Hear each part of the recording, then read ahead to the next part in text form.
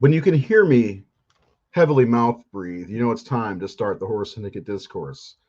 It is Tuesday. It is the new day for our show. Uh, and tonight we're going to do something a little bit different. First, we're going to talk about a couple of things that was kind of requested by the group. Uh, well, first of all, Scream came out. Scream 5. It's Scream 5, right? So Scream 5 came out, so I'm going to bounce and let them talk about it for a few minutes. I think they're going to try to keep it spoiler free because I do rewatch these. So, guys, please let me know if you end up spoiling it while I'm out of the room. And then after that, or well, actually, that'll be the third thing. We're going to talk about a show called Yellowjackets. I think it was on Showtime. Nathan just hasn't shut up about it in like 2 weeks or 3 weeks or however long it's been. And then Keith watched Archive 81 on Netflix, so he's going to try to sell us on that. And without further ado, I will introduce the people that really they're just here to talk about horror, not because they like me, because they just want to talk about horror. So first we've got Seth. Seth, you like me, right? What's that? You like me, right? Well, I mean, the Yeah, the, there the, we the go. pay has to go up, so we'll negotiate. Okay. And that was Seth, everybody. Next we have Keith or Cage. How you doing, buddy? You We like get me a little bit, no? we Yes? get fucking paid for this? No. He's lying.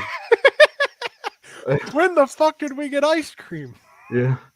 So he is here, and he's one that has seen Scream. I have not. And then we have Nathan Thomas Milliner. I'm not even going to ask you because I already know how you feel about me. It's a, Well, I mean, you get like exaggerating about me. I said, has anybody seen Yellow Jackets yet? No. Hey, should we talk about Yellow Jackets on Australia? I can't shut up about it. Apparently, well, no, brought it up I'm just twice. I am exaggerating. You are very enthused about the show, though. Well, Keith can So back me up now because he binge yeah, watched Keith, it in like a day or something. did you finish it? I watched the last episode today. I watched all 9 episodes yesterday. So my plan is to get the Showtime free thing from Hulu, like you were talking about, Nate, and binge watch the last season of Dexter and binge watch Yellow Jackets and try to get caught up because I'm trying to stay as green as possible going into Yellow Jackets because I literally know about pretty much what you've told us about, which isn't much. So I want to keep it that way rather than getting it ruined by the internet. And then I may check out Archive 88 or 81 because Jared also mentioned it the other day. I believe he's watched the first couple episodes. Speaking of Jared, here is Jared. um, Actually, this is Morgan. Those who don't know Morgan, she was on our original show, The Horror Syndicate Live, way back in 2016 with the likes of the crazy Baron Craze. He was insane. I'm not afraid to say that now. Actually, he may watch this. Ray Canella, Brian Enright, Jared was on the show, and we're missing somebody. Is that it? That's it. I thought we had like 1,000 people. It seemed like on there, or maybe that was Ray Canella because he didn't let anybody get a word in edgewise. But Morgan's back for the episode. She may pop back in every now and again. Morgan and Keith are the same age, very young. So Now you can get the shit stick now, and not just me. yeah. Yeah. Well, she's been around the Horror Syndicate longer. So, I see how it is. Yeah. Yet she didn't get a caricature like all of the rest of us. Morgan, did you see either of those shows, Archive 81 or Yellow Jackets? I started Yellowjackets. I watched like half of it, but I have yet to finish it. But loving it so far. Okay. Great. So first up, I'm gonna go throw the spotlight right on Keith. I want to know about Archive 81. Just tell me why I need to watch it. Why we need to watch it as a collective. It's different. Oh, good. Okay. I'm like seriously, like it's different. It's like a modern. It has like a modern H.P. Lovecraft feel to it. Like it's very, like it's not super horror. It's more atmosphere driven. What is it? Is it a period movie or does it take place? Well, technically, I mean, depends on what you mean by period. Like in the 80s or something like that. Yeah, it is and it isn't. It's half and half. So it's The main character is Dan, and he restores films. He works at like a moving picture museum, and he just restores film.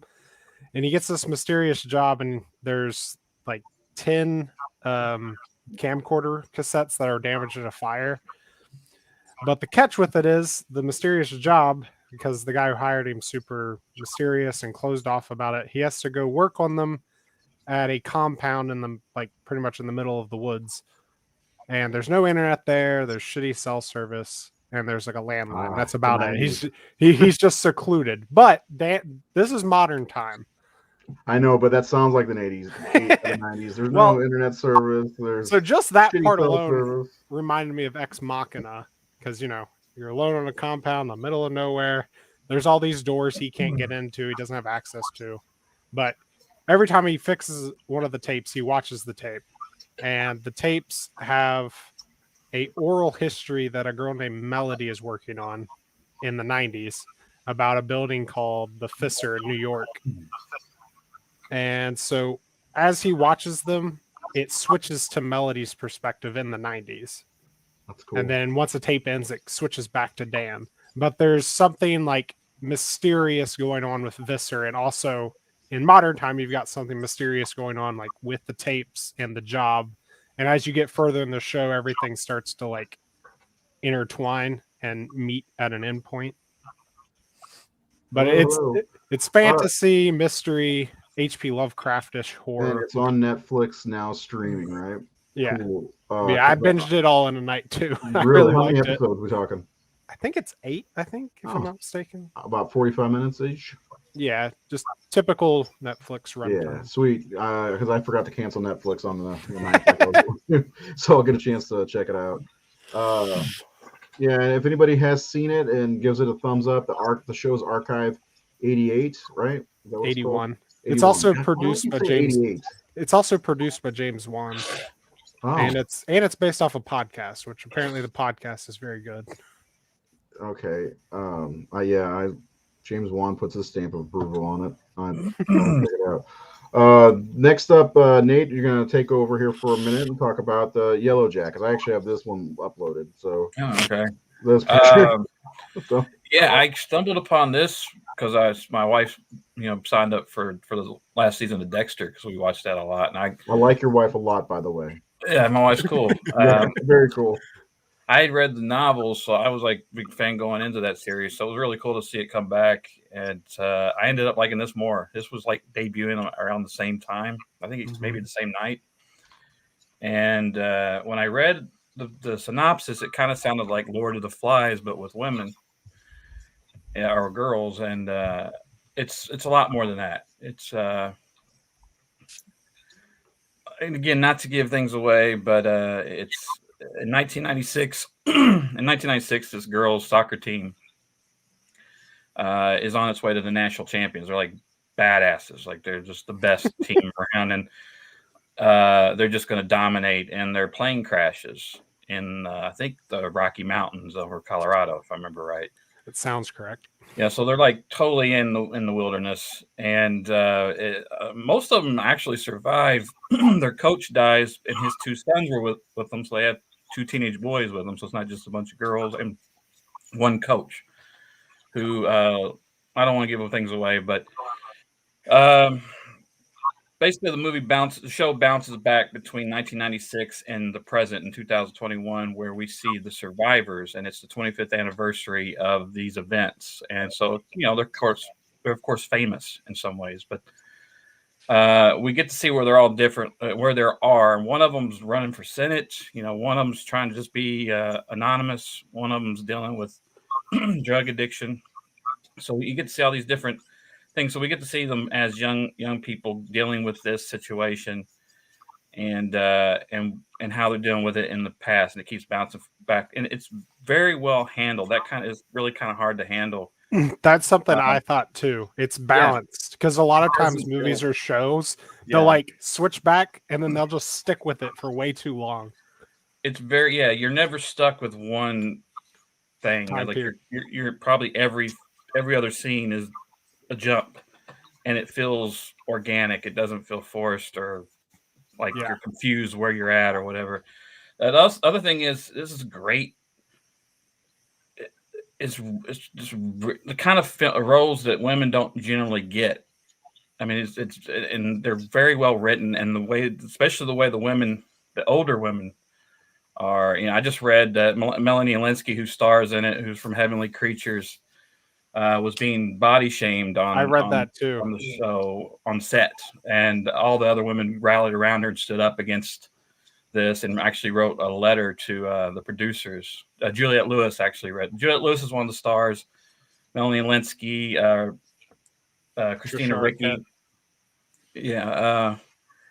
And they're all just, I mean, the whole cast is phenomenal, and it's just well written. It looks great, and it's really intriguing. It's not, at first it was getting compared to Lost a bit. It really wasn't like Lost, other than the plane crash thing.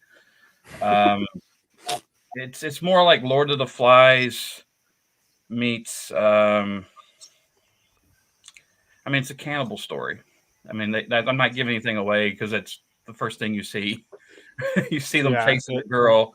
It alludes to killing her. Yeah, so we know that they did some horrible shit, but the public has no idea what went down there. Is really what it is. They've kept the secret for 25 years. That shit got dark, and you're constantly unfolding what happened. No, it's really good, and the characters are very. Their characteristics are very diverse. Like, I feel like anybody watches this show, they'll find somebody that like they connect with or like. That's good. Like Natalie is my favorite character, which I know Nathan knows who that is. But yeah, that's the Juliette Lewis character, and the young girl who plays her, Sophie Thatcher, just debuted on the Book of Boba Fett. She plays the biker girl. Arden Lynn. Yeah, we'll see. I hope. The more I hear about the show, because I didn't really pay much attention. I listened to what you guys are saying. I just went off camera because I had to get Reynolds Pizza out. But yeah, I really do want to watch this show. It sounds really interesting. I think you'll like it. I mean, it's hard to compare, but I would say if you like Dexter, you would like Yellowjackets because it's got that same kind of like drama formula to it, if that makes sense. I don't know if Nathan agrees with me or not, but like the way the drama is played out, like especially present day, reminds me. I mean, Dexter's kind of quirky. Yeah, I mean, it is. This really isn't a comedy. It's I don't know what you could compare it to. But it's just damn good stuff. It's really, I really like the idea of with both shows. Actually, you have the present time and you go back in the past with both shows. So I do like that because it also reminds me of It a little bit in a way. Not of course I've never seen either one, but you got the older versions, the younger versions, or and plus the '90s is finally getting some love. It is. Because Archive 81 and this are a lot of 90s. A lot of 90s music. Because I graduated in '94, so it's kind of still in my area. The soundtrack of Yellowjackets is awesome. How old are the girls when they're younger in the 90s? They're like seniors. They're seniors, most of them, I believe. Oh man, I was 16 in '96, so they're right around my age. That should be fun. I was rather being incubated or I was still a sperm. One of the two. Oh Jesus! What? You were born in June? Yeah, June. In '90s, and the show was in '96. You were in your mom was telling me about it. Yeah, because they go to the reunion and their reunion in the show, and it was class of '96, so they're all seniors. Yeah, a lot of older stuff is still great. Yes, it is. No, but the soundtrack on Yellowjackets is really good, and it's not just like greatest hits of the '90s, which is the best thing about it. Like it's actually got give me a couple for obscure music. I want to hear it. Come on, for instance, Smashing Pumpkins, Tracy Bonham. Okay. What was that, Morgan? Tracy Bonham. Oh, wow. Oh, the main theme they wrote for the show. Offspring. Offspring. Yeah, it's pretty dead on for that period. I think the first song I remember them playing was 1979, maybe. I think so. Yeah. Well, I love the '90s. No Garbage, man. That was my band in '96. No Garbage. 96. No Garbage yet. So. It's good. Now, are you guys ready to discuss Scream? I got a meatloaf sandwich waiting for me, so I'm gonna go and eat that while you talk about Scream for a few minutes. I really wish. Yes, the '90s rocked. I'm glad. Like everything in the last decade or so was like, let's do a movie that takes place in the 80s or make it 80s style. Let's make it 90s style for the 20s. Let's do it. And then I'm gonna get old, and then they're gonna be like, "Let's make a movie set in the 2010s." 2000s. It does come in every 30 years. In the 80s, it was all about the 50s, and Yeah. you know, again, it's been about Yeah, days. that's So the true. 90s, like I saw it on the convention circuit that you know it was slowly turning to the 90s. Power Rangers, Ninja Turtles, all that stuff was starting to. Is that when it becomes vintage then? Because like think about another thing that popped up in the early 90s. You'll remember this from high school, both of you guys will. You and Morgan, no. Like Morgan Afro graduated started coming together. back. It's cool to see her after all these years. Well, you remember when Afros started coming back and bell bottoms and a lot of those hippie looking colors. Like I remember when I got to high school, there were hippies everywhere. And I told my mom, she's like, I haven't seen hippies since the 60s. So 70s maybe. Anyway, I'm gonna bounce. They're gonna talk about Scream and how good it was, and hopefully, you know, I'm not gonna watch playback. If you guys want to get into it, because I'll just don't take too long because we've got a lot to cover with some of our. We're not gonna. We won't spoil anything. Okay. I know we're big Scream fans, but I hear Morgan's a big Scream fan. So she's a huge Scream fan. Take it away, Morgan. Okay. Well, hold on. Let's say I'm picturing Ray walking into high school like Ronald Reagan, like damn hippies. No. No. No. I was walking in with my Megadeth shirt on. Damn hippies. I agree, Mike. Man, OK Computer is one of the greatest albums ever recorded, and so is Melancholy, Siamese Dream. I'm gonna go eat my sandwich. You guys have about 3 minutes. 3 minutes. 3 Right here, minutes. look, sandwich. It's a Scream movie. It's got a ghost face mask and a knife.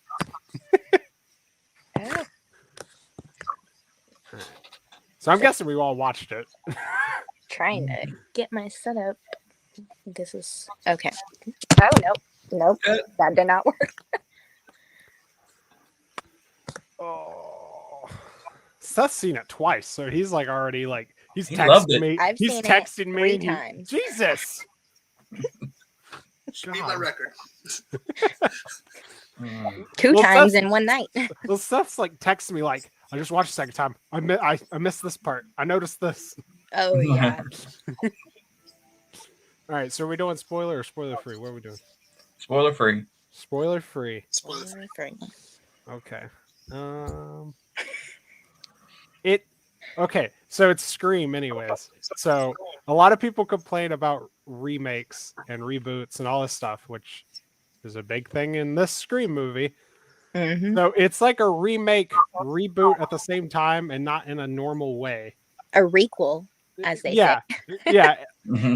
Because they use a lot of similar old ideas from the original, but also keep it fresh at the same time. So it literally is a requel, like in the perfect amount of sense. It's the most brutal Scream has ever been. Yeah, I feel like all the attacks looked very painful, and they were a lot. Very intense. I would say it's definitely the most graphic Scream's ever been. Maybe lots of blood. Yeah, if you, I mean, I don't know if it's the most graphic, just because Drew Barrymore and her boyfriend was pretty fucking graphic. Well, like that girl that gets killed in part 4 across the way is pretty violent. Really good. I remember when that happened, like, holy shit, Ghostface ain't fucking around in this one.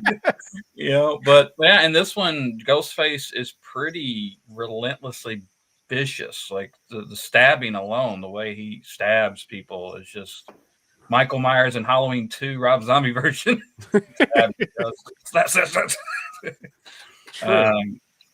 So yeah, I really liked it a lot. The filmmakers are really good. I think they obviously it's almost like they crawled into my head and wrote what I say about horror fandom and horror films nowadays, because like they were so on point. These guys definitely have been in arguments online with people.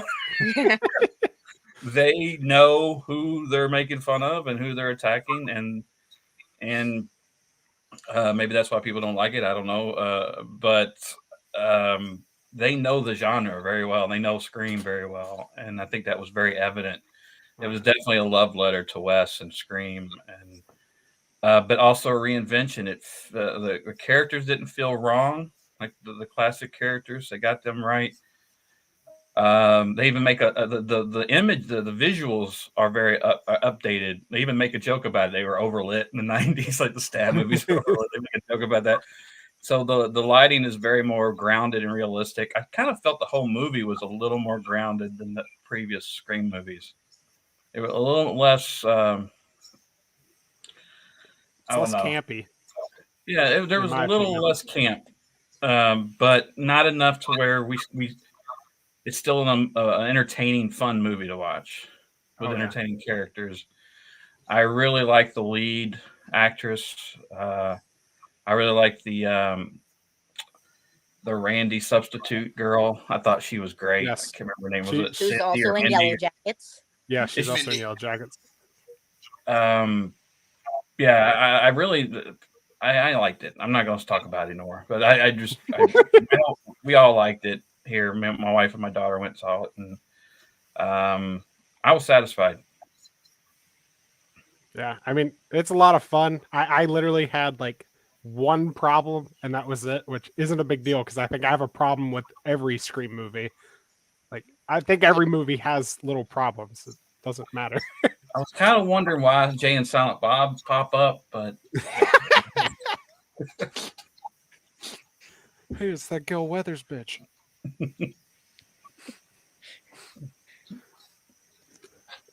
Seth, you got anything? Yeah, I really liked it. I think it's really solid. A really solid entry into the series. I think it was directed in a way that very much honored Wes Craven. It was written in a way that very much honored Kevin Williamson.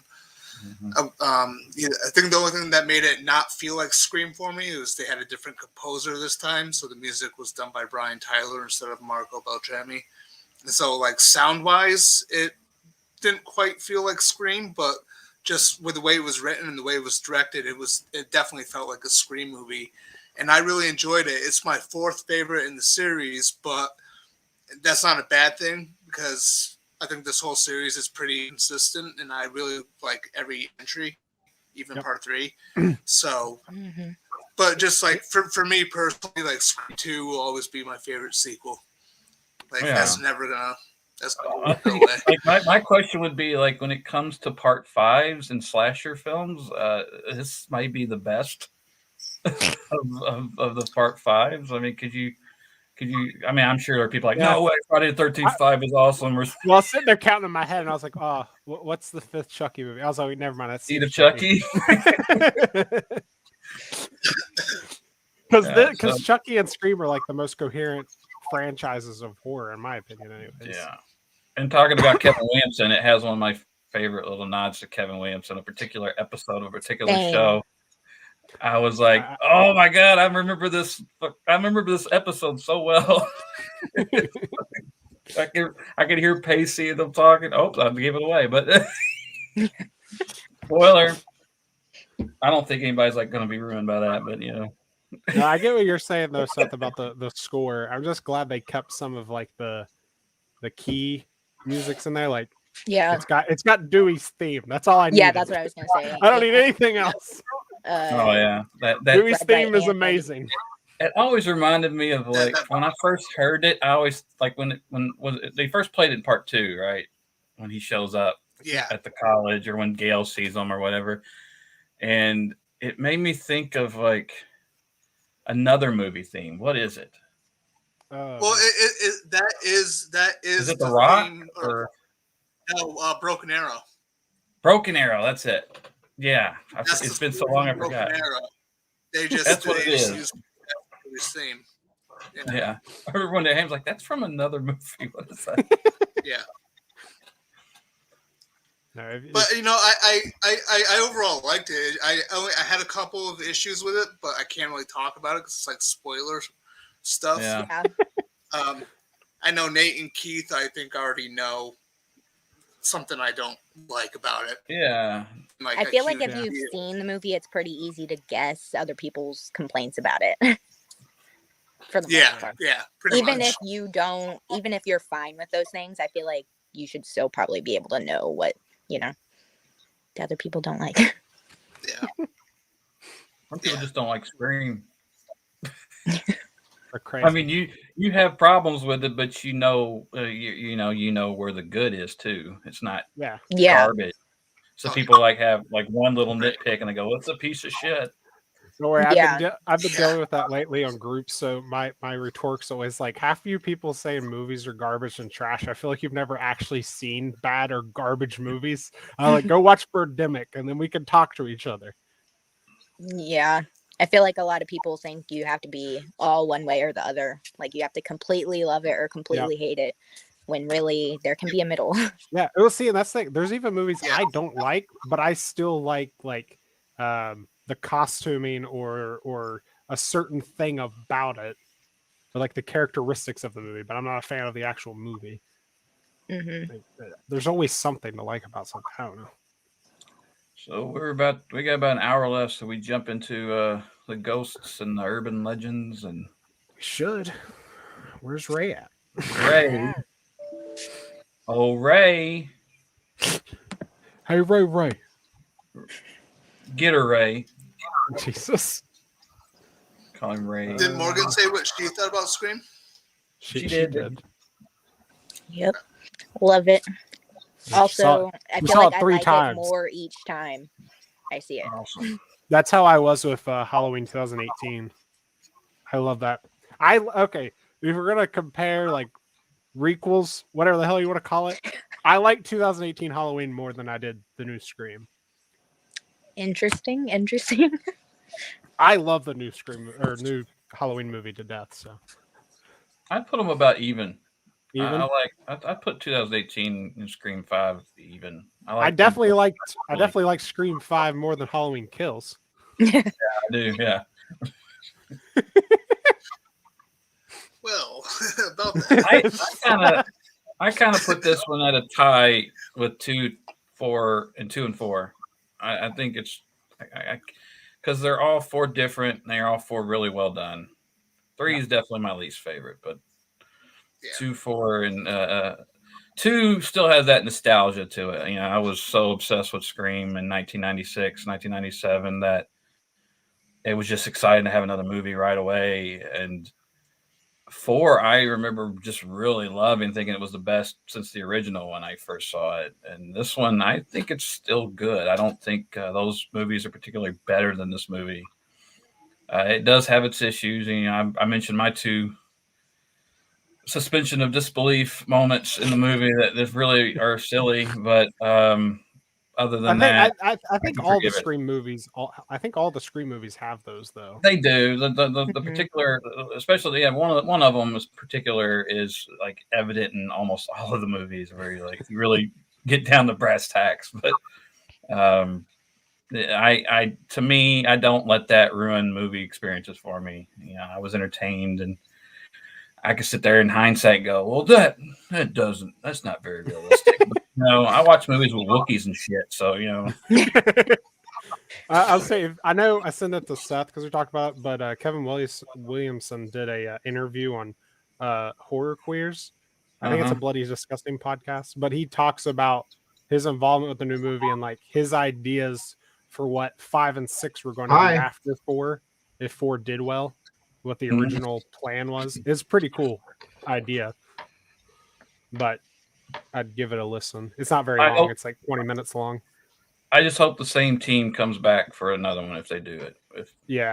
I was going to say, are we hoping for another one? Who's hoping? I think we should. Yeah. I mean, Ray. Well, at the end, Michael Myers jumps up and grabs the Ghostface mask. So they're combining the 2 franchises. Wait, Nathan, were you trying to say there was a? That's why Halloween ends, because Ghostface takes over from there, and then.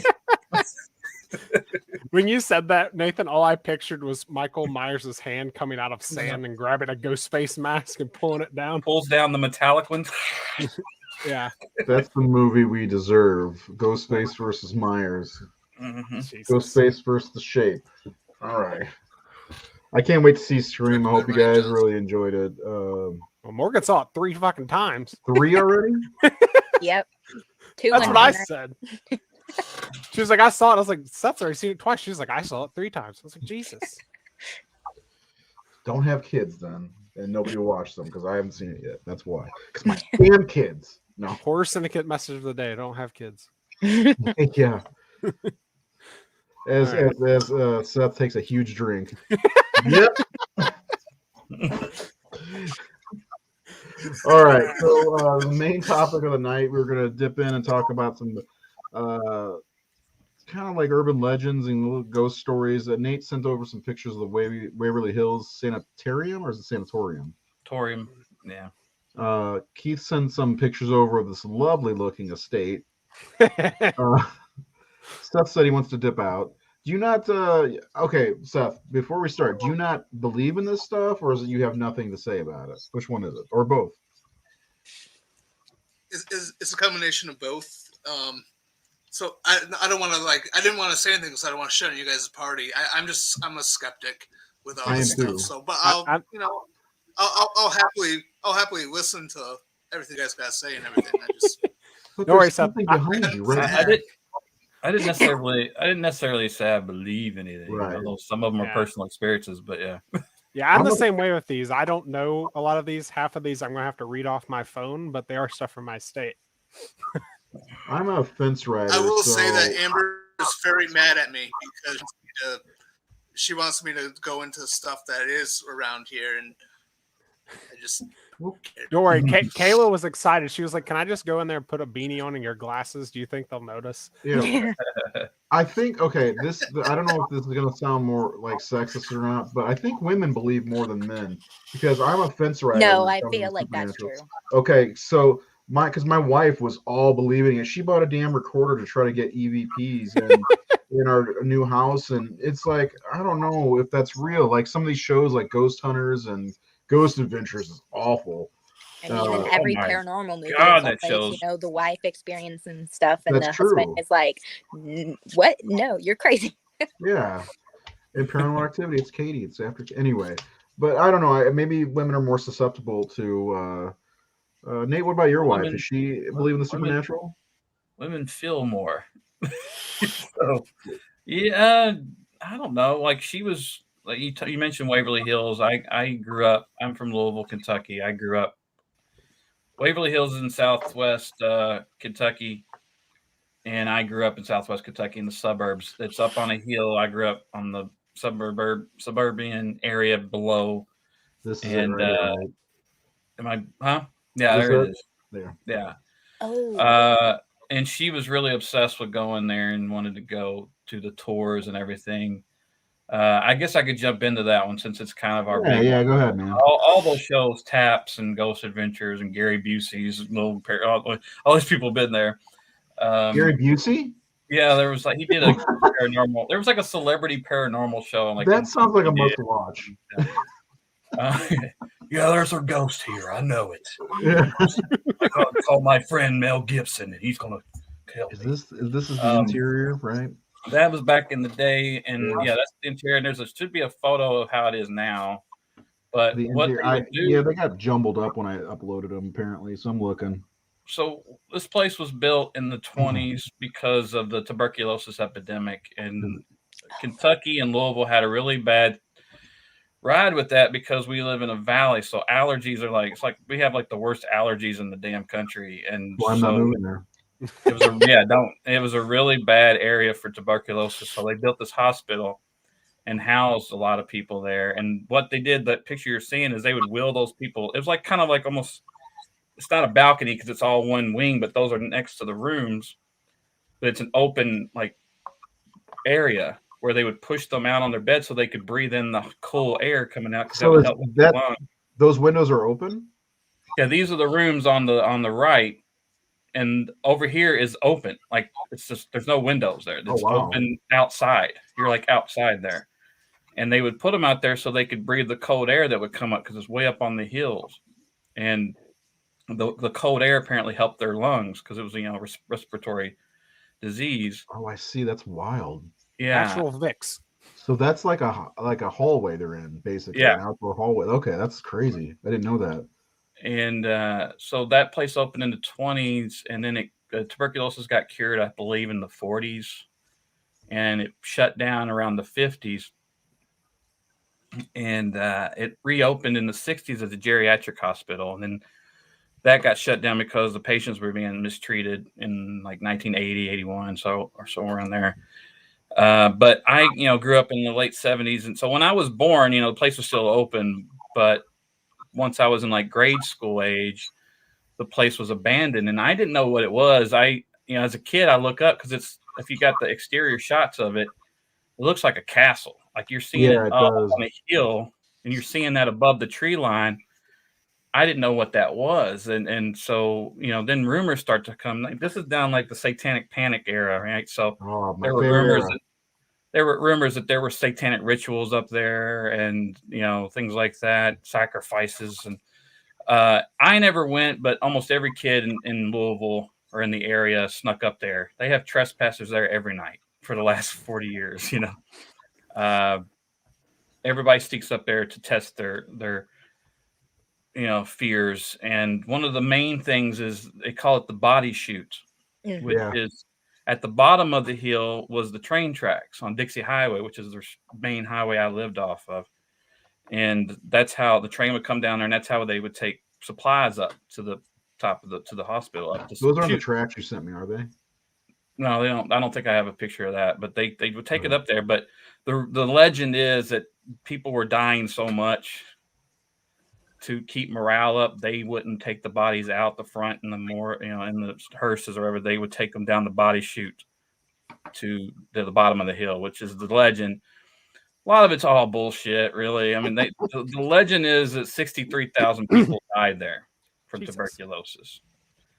Experts say that's impossible. It's probably around maybe 1,200, like maybe 2,000, maybe something like that. 63 is a huge number. But they say 63,000, and so of course ghost stories have it's known for being one of the most haunted places in the world. Yeah.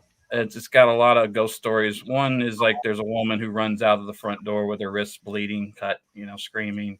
It's a little boy with a ball. There's a lot of the same old stuff. Oh, look at this place. Yeah, it's cool. I've been up there at least 5 or 6 times. Didn't you get to shoot there? Something? Yeah, we shot just a few months ago. I was with Al Snow from the WWE, and he runs OVW here, and he was doing a promo for their wrestling show, and so I was up there with them, and we just went to the body shoot in the hallways. I took a tour up there, and my only experience with it, because again, I've been up there 5 times. I've only seen one thing. The 4th floor is known as the most haunted floor, and people talk about a phenomenon called shadow people. And basically, because you saw the way those doors were, the moonlight comes through into those hallways, and if you're looking at it right, you can see here. Yeah, you could. It's more inside, because once you go through those rooms, you go into a hallway inside, and there's rooms on the other end, on the other side. So if you're in the hallway, moonlight passes through, and you can see figures, like shadow figures, passing through the light. And I did see it. My wife didn't see it. But I also know, hey, they were feeding us this stuff, and it's suggestion, the power of suggestion. You're there with a bunch of people, and everybody's like, I see them, that kind of thing. Yeah.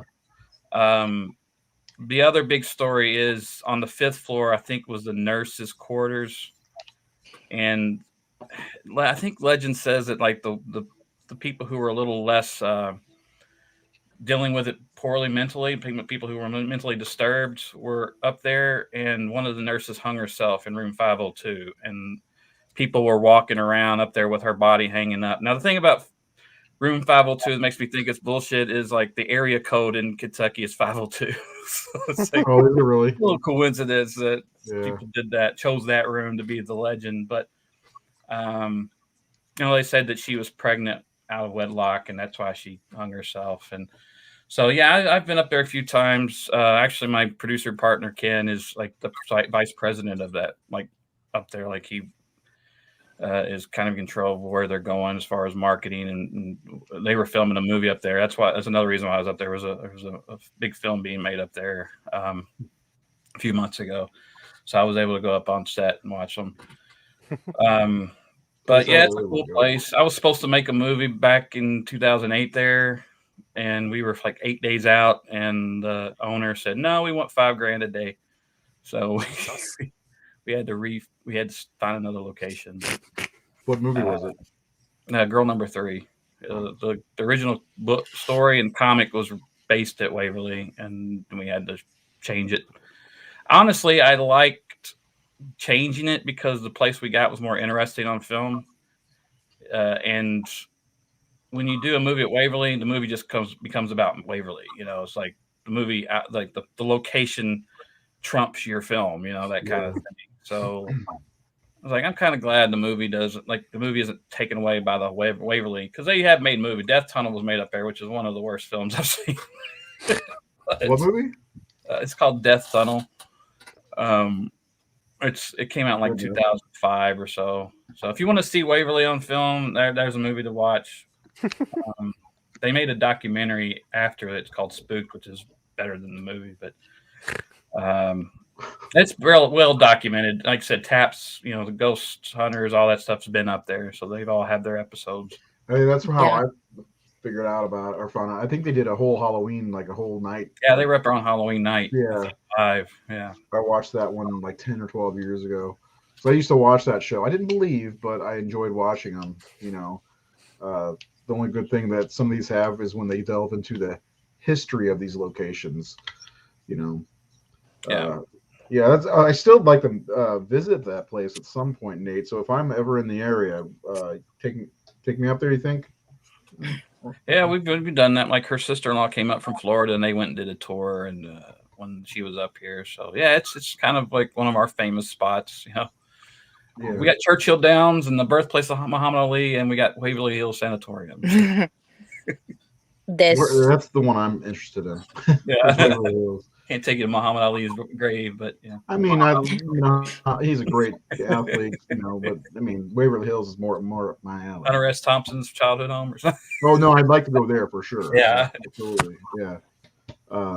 So who's got something next? I have something. It's queued up it's the Seven Gates of Hell here in Collinsville. It's not really very well known, but our website has 18,000 views on the subject. Just saying. Because I wrote an article about it. Every high school person knows about it around here, but anybody else can go before me. Because I was just gonna say about Waverly, the show I watched called Destination Fear went there, and their thing is they go to the haunted places and stay overnight. Yeah, and they all separate and like sleep alone and sleep in the different locations. So it's a really interesting show. You can actually do that for $100. You can do an overnight stay up there. That'd be kind of fun. The Eastern State Penitentiary here in Missouri, they do something like that where you can stay overnight. But my boss actually went last year, supposedly haunted, empty penitentiary. He stayed overnight there with his brother. He was like, there was like 80 people there staying overnight. It took everything out of it. I was like, that sucks. Yeah, I'd rather it be just the two of you know what I'm saying? Like that would suck. Might as well be at Walmart or something. Is Destination Fear good? Because I watched it and it was eye rolling, but I roll at everything. So. I like it because I feel like they don't fake stuff, because in a lot of the episodes there's like nothing happening, so it's more about, like you were saying, like people testing their not bravery like and Baggins fear. Or whatever his name is. Dude, did you scratch me? Zach, dude. Oh my god. Did you scratch me, bro? I hate that guy. He looks like an Avenged Sevenfold fan. There's an evil spirit here. It's getting cool. It's like 37 degrees outside, asshole. There's a show on YouTube. I don't know if they still do it or not. Me and Kayla watch, because I don't believe any of this stuff. Kayla does, but it's two friends. One of them is a skeptic. One of them believes. So they do it together to try to show each other what's right and what's wrong. My sister-in-law's watching. There's my sister-in-law. I didn't know they went twice. So they were sneaking off without me. Hey, I would too, man. Yeah, Nate, I'm gonna come see you. Go see Waverly. How many times you go? 5, but we went once. No. Anyway, we have. I mean, I have a building. If you want to, if that ties on Nathan's building. The beautiful resort that you sent me. The Trans-Allegheny Lunatic Asylum. Look at it though. I know. Destination Fear went there too. It is a very beautiful building. Wow. Yeah. I know it's one of the what was it? One of the largest single cut granite like openings or something. I can't remember. But this place like I said, I don't know a lot about this stuff, so a lot of it's stuff I had to look up. Like I knew of this place, but I know it okay, it was let's see, when did it open? No, it's not. 1964, I think it's when it opened. Really? That seems late for that stuff. Well, it apparently was commissioned in 1958, and then the Civil War happened. And then Wait. So you're 18. Yeah, 1858 is whenever it was I thought you said commissioned. 19. I said 1964. Oh, okay. Uh, I just want to. Is this part of the place too? yeah, 1960. Okay, so it was commissioned in 1854, but it didn't start taking patients until 1964. So 100 years later. Yeah, it had a lot of fucking holdup apparently. But when it was built, This place is cursed. So when it was built, it was only supposed to hold 100 or 200 patients because the guy who built it, he wanted the patients to have as much freedom as possible, so that, that way their mental illness wouldn't affect them as much. They'd have a little bit of control of what they're doing instead of just being locked in like a room or like a hall or something. They could wander free. Everybody had a big spacey room, and then over the years, it just kept getting more crowded and more crowded. And then it closed in 1994. But by the end, it was holding over 2,200 patients. It was only supposed to hold 200. Wow. So people were getting crammed like 4 or 5 people to a cell. Some of the people they like couldn't control. They were just locking in cages in the hallways. So there was a bunch of like mistreatment. Also, it was like the home of lobotomy in West Virginia. Wow. But apparently like over 500 people died there just from like diseases, accidents, suicides, sanitation. Is It also yeah, it's still there. You can do tours, stay overnight, all that stuff Nathan just said. You can do the guy who owns it now, he does all the tours and Halloween events so they can fully restore the entire place. Which they've done like the first floor, I think. It takes time and money. But yeah, it also has a graveyard. So that's like full of people. Apparently you can still get buried there. What? Yeah, it's still an active like graveyard you can get buried in. That's odd. Yeah, it is. Where is it on this like you know? Have you been out there? Or is I've never been there. I've never gone. We have two. Really cool we have that, and we have Moundsville Penitentiary. But yeah, pretty much there's a lot of mistreatment and a lot of people died. So obviously there's haunted stories. Apparently people go, they get scratched or they hear voices. The basic general things that people say happen to them. Yeah, there's a lot of repetitive stories. Like there's one. Yeah. Like the Crybaby Lane thing, which is like a bridge where if you put your car in neutral and you get pushed across the bridge uphill, and like you put. Wait a second. What is it called? Crybaby Lane. You put like it's like usually a bridge, and it's like in like 10 different states, and yeah, we have one. It's called the albino ghost tracks. And you put the baby powder on your car, and you can see handprints. Yeah, tracks in San Antonio. Yeah, they're just all repetitive. We actually have like my new movie talks about a lot of the folklore in Kentucky, and our Crybaby Lane is actually a little creepier. I read about it in Weird Kentucky. Basically, it's like this pond, and these Satanists back in the 80s took or maybe it was the 50s. Satanists would take a bunch of babies, they would kidnap them and take them to this lake or pond or whatever and drown the babies in the pond for Satan. And then one night, 2 Satanists were out there late after everyone left, and one of them got pulled in by this baby. Like the baby came up and grabbed it and pulled him in, and the guy saw it happen. He went to the cops and reported it and they went out there and they didn't find anybody. I'm just picturing the baby from Dead Interesting. Alive. Yeah, it's Alive meets Friday the 13th. Dead slimy babies, like 30. I think he said like 30 babies came out of the water after him. And I did find this thing. I did find this thing for Trans-Allegheny just because I thought it was interesting. It said reasons for admission there from 1864 to 1889. The stuff on this list is absurd, like stupid. Novel reading, Wow. Asthma, brain fever. Like there's the stupidest stuff I've ever seen on here. Laziness, brain fever, immoral can't do anything life, with her, boss. Take her. tobacco and masturbation. I don't know why those two are together. Oh, masturbation's that people used to get committed for all the time. I know, but tobacco like and masturbation. That would be in trouble. You're not supposed to It's on the smoke same while you're line. masturbating. So True. One of them. Wait, let me see where it is. One of them was. And reading novels is at the same time. Smoking and reading novels, masturbation. Shooting of daughter. Shooting of daughter. One of them, I can't find it. It was falling off of horse during war. Like that was literally the line. Well, let me answer this question. Sherry lives in, I think, out in Belleville, where close to where I live. I grew up in Belleville. Sherry, you should know this story if you went to East.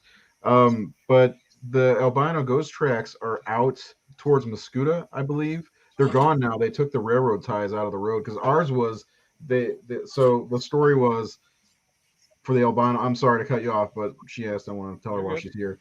The story is that back in the 50s or 20s or sometime that there were these two kids that were albino, which, no pigment in their skin or hair or anything like that. And they were teased at school. Back then, I don't know why you send your kids to school like that, because everybody was an asshole back then, really.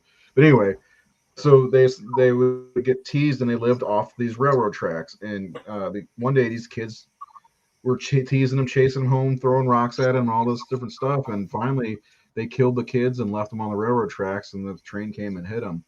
So there's a farmhouse. I can take you to it, honestly. I know exactly where it is. I just couldn't tell you offhand. Date night. Wait, yeah.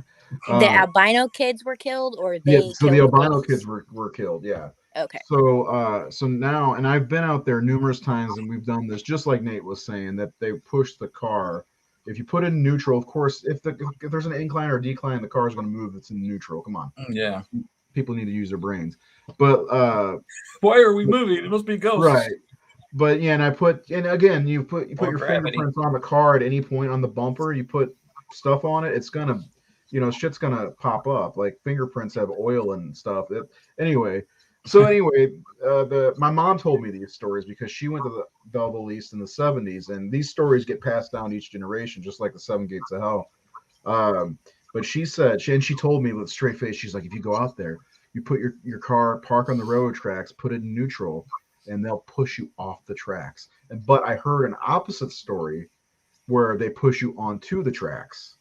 So when I did it, it was moving onto the tracks, not pushing off, which makes more sense, because why would the albino kids want to save regular looking people, the people who look like they're bullies, in my opinion.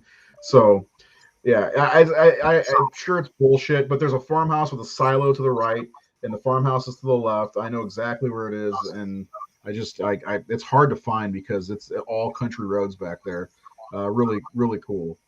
Totally never heard the history.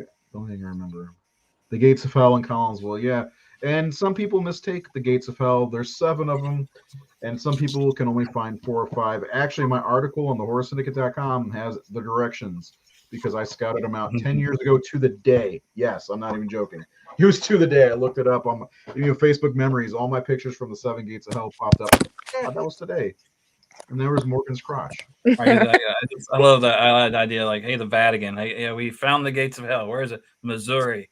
Yeah, it's across the river from St. Louis. I have the article pulled up. I'll tell you real fast about it. The Gates of Hell are great. We also have something called Acid Bridge, and what the bridge was, my mom told me it was haunted. And if you go out there and park in the middle of the bridge in the middle of the night, you could hear voices coming from the brook below you, which is true, but I don't think it's voices. But then she told me the real reason why it was called Acid Bridge, and figured that out. Kids used to go out there in high school and drop acid at the bridge and look at the sky and the stars and shit. Joke. What a joke. My mom, the drug head, whatever. But let me pull up the article that I wrote. I think this is how you do it. I haven't done this in a while. I thought you were Real gonna say. fast. I thought you were gonna say you found out it was called Ass Bridge, but No, it's Acid Bridge. Well, people would get ass at the bridge, that's for sure. Yours truly included. Oh, that's new.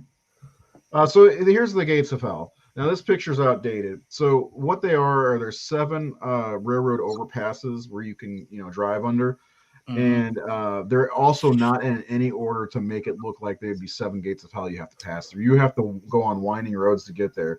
This is gate 3. They closed it for a while because of mine subsidence. I talked to the city planner about it actually in Collinsville. Pretty cool. But I'm gonna go through this gate 1. So yeah, when you go through gate 1, nothing really big happens. That's the first one. But me and Reynolds were driving home from because he liked the gates. My kids love the gates because they love ghost stories, and we were driving back through the other way. And these pictures I took, by the way. And there was a kid with blonde hair, no shirt on, holding a dead bird where that pole is there with the stop sign. And I stop, I look at him, I'm like, "You okay, buddy?" And he screamed and ran up the hill. Oh shit! What the fuck? So anyway. Gate 2, on the other hand, there was those are the twin gates. There's no picture here, but gate 2, supposedly a slave child was hung off the gate, and if you pass through at the right time, of course you can see him. He'll wave and jump off the gate and disappear. I've been out there hundreds of times and never seen that. So, and then gates 3 and 4, they're called the twin gates because they're right next to each other, and there's maybe 60, 70 feet, maybe 100 feet between the gates. And there's a brook again. And supposedly there was animal sacrifice in there because there's the hell house right outside gate 4 where they'd sacrifice animals, and you could see robed figures in the middle of the night, like 3 a.m. if you go by there at the right time. Oddly enough, one of the gates we'll get to in a second, you can hear they used to drag race out by it. It was gate 6. And oddly enough, you can hear what sounds like a car that's going to come right around the corner, and it disappears. The sound just disappears once you get closer to the gate. But the thing about this one is I've seen animal bones aplenty here, and I'm talking like full skeletons. And at the time that we took this picture on the outside of the gate 4, I found a calf head in a trash bag. And that is true. I have the picture. I didn't post it on the internet because that scared me. Because I also lost my wallet that day, and I lost my wallet by gate 3, and it ended up by Acid Bridge, which is not even close. Yeah. So because Troy found my wallet and my phone number was in there, luckily, and they're like, "Hey, is this Ray Merrick? This is the city of Troy." I'm like, "You have my wallet? How?" I remember dropping it at gate 3. Anyway, so gate 5, nothing happens. It's just another one of these. But gate 6. This is my wife's old car too. Gate 6, there was drag racing, and you see the concrete kind of going up the hill. Somebody slammed into one of those in the 70s in their car racing. And so they say you can hear the car driving through there at the right time of night, of course. It's got to be the right time of night, right? And then the 7th gate, if you pass through all of these gates, you can see a portal to hell open up at Hellhounds. That's the rumor, of course. I've been there so many times, I've never seen a damn thing. But there's a lot of graffiti. They are certainly creepy at night. I'll give them that. But really, I've never seen anything that really makes me wonder. Yeah, look, but don't run. The Hellhounds will get you.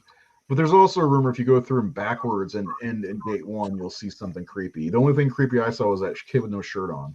But that's it. I got directions on here. If you're ever in the area, the gates of hell, they're open now. But my kids like to go there. I actually filmed some stuff around there. They actually put a nice walking trail really close to it now, so it's not as creepy. But if you ever want to check it out, check it out. It's totally fun, totally worth it. It's fun to talk about the stories. I tried to do it fast because I want you guys to get to your stuff too. But yeah, Albino Ghost Tracks and Gates Fell are what we are known for here. in Collinsville. And done. And scene. And done. Done. Morgan, do you have any? Because you haven't gone yet. Yep. I've also written an article on the site about my city's main thing. Is about a guy called Smiley. Literally, their legit last name that it says on the grave, Smiley.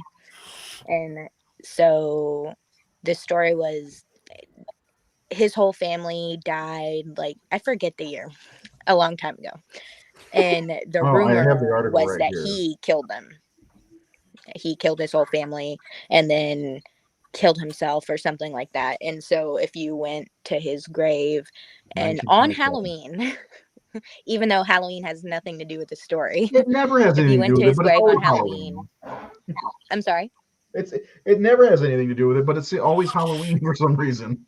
Yeah, because that's when the gates open. I guess so. Right. American On Horror the- Story. Yeah. That's when they're allowed to roam free. It's when the veil between the living and the dead is the thinnest, right? Yeah. Yeah. Yep. But so the thing was to like lay down on his grave. And I think also you had to do it at midnight too. So lots of factors. But yeah, if you laid down on the grave, then you could feel like someone like trying to pull you under. But that, I don't know how that story started, because like what actually happened is they all died in a tornado. So I think maybe the records like were getting lost and stuff, and maybe that's how.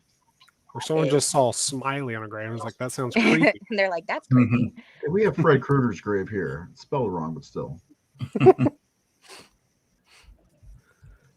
All right, Nate, you got what's this bridge?